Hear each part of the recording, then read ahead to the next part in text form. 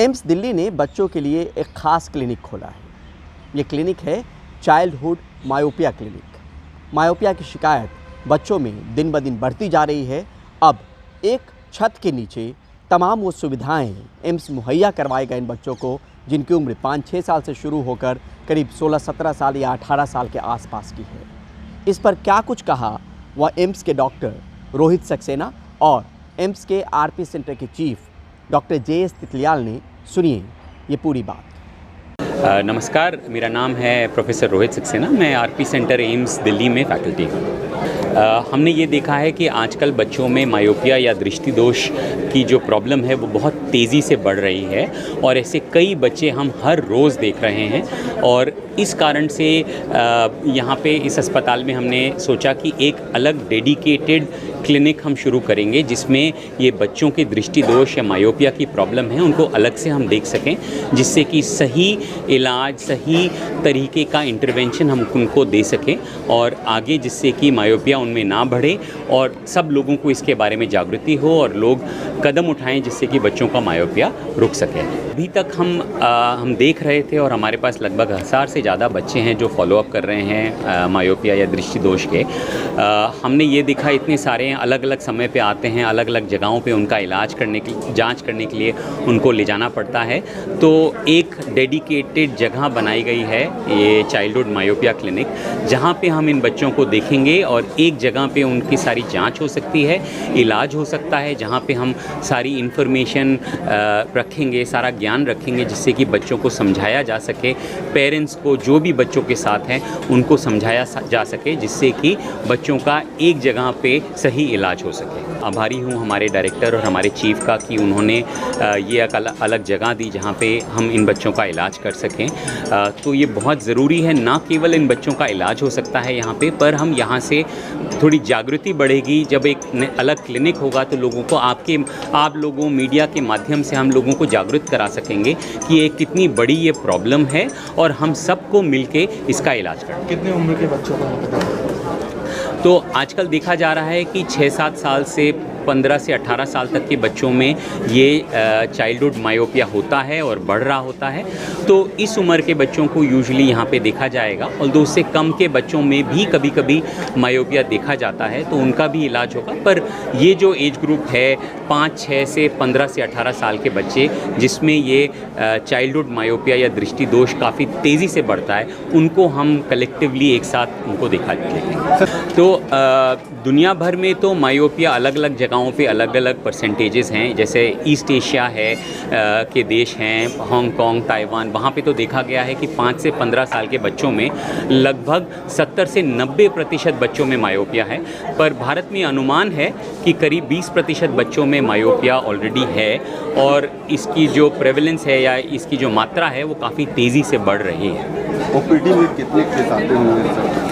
तो हम ही अपने आप में कम से कम 3 से 4 केसेस हर रोज़ के देख रहे हैं और इस समय हमारे पास करीब 1000 से ज़्यादा बच्चे हैं जो फॉलोअप कर रहे हैं, जिनको हमने अलग अलग इलाज और अलग अलग समय पे उनको देखा हुआ है। तो इस क्लिनिक के माध्यम से हम उन लोगों को एक जगह देख लेंगे, उनको अलग अलग दिन अलग अलग समय भटकना नहीं पड़ेगा, अलग जगह इलाज के लिए नहीं जाना पड़ेगा। तो ये क्लिनिक उन बच्चों को एक जगह पे देख पाएगा और उनका इलाज हो पाएगा। तो आजकल हम लोग मायोपिया वीक मना रहे हैं, इसी संदर्भ में हम चाहते थे कि इस क्लिनिक का भी जो है शुभारंभ हो जाए।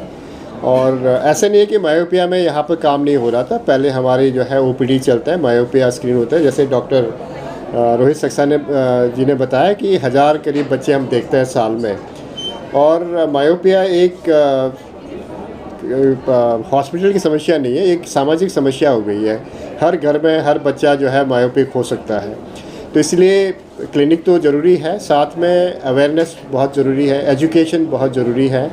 एजुकेशन के हिसाब से बच्चों की नहीं, पेरेंट्स की एजुकेशन और स्कूल में टीचर्स की एजुकेशन और बड़े सारे संस्थाएं जो उनसे जुड़ी हुई है, जैसे स्कूल हेल्थ वाले हैं, उनको भी एक एजुकेशन की ज़रूरत है कि मायोपिया या फिर जो चाइल्डहुड में जो रिफ्रैक्टिव एरर या दृष्टि दोष है उसके बारे में जांच किया जाए।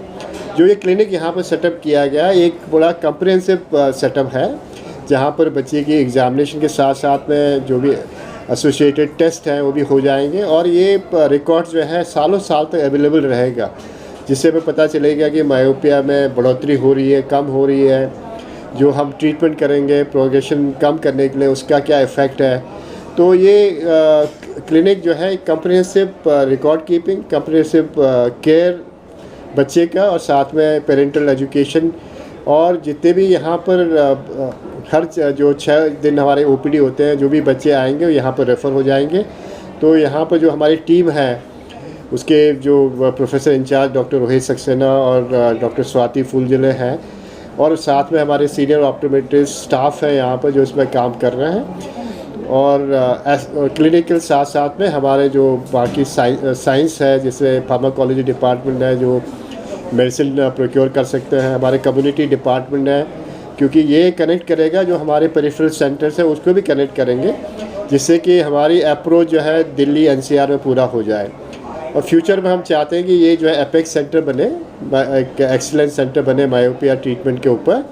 और जो है हम जो है जितने भी बाकी एरियाज़ हैं वहाँ पर के जो वहाँ के टीचर्स हैं, ट्रेनर्स हैं, उनकी भी ट्रेनिंग कर सकें, और साथ में जो ऑप्टोमेट्रिस्ट हैं, जो स्टाफ्स हैं, उनकी भी ट्रेनिंग इस सब्जेक्ट में हो जाए। तो देखने में तो एक छोटा सा रूम है, लेकिन इसका इम्प्लीकेशन फ्यूचर के लिए बहुत सिग्निफिकेंटली बड़ा हो सकता है।